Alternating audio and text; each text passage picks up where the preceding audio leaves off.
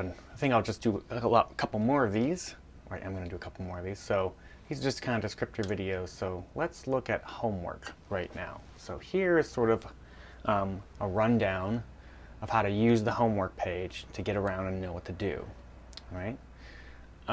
So it looks like the votes are going for 10 shorter homeworks over the term. So that's about like 3 problems a week.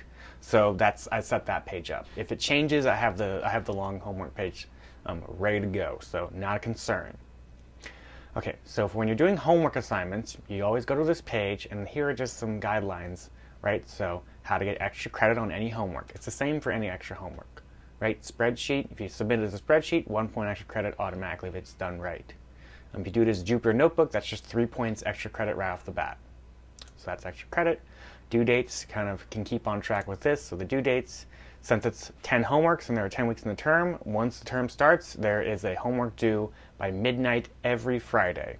I have a recommendation here that says I know there's grades involved, but when it comes to homeworks, they're important to understand the concepts, but when it comes to this class, those projects will be far more impressive at the end of the term. So I kind of sort of go, you know what, really focus on the projects, just get homework in however you can. File naming convention is something kind of important because during remote terms there is quite the challenge of keeping all of your guys' files in order. So I kind of just have this, please help me out here. So really, if you're submitting a file right through the submission system, it's just your last name, all lowercase, a dash, and then HW, the number. So it could go 1 through, 1, 2, 3, 4, 5, 6, 7, 8, 9, and then it would be 10. Okay, please just name all files like that. And the file extension could be anything. So if I did MATLAB, it'd be a .m.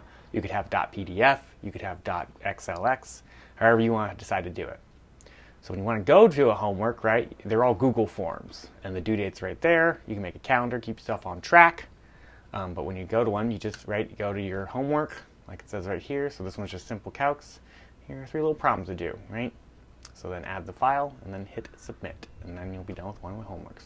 They'll go into a folder, and then I can grade them, or my grader will grade them, and then we'll get grades back to you pretty quickly. So I try to set this up as fast as I can. And that's really it for homework.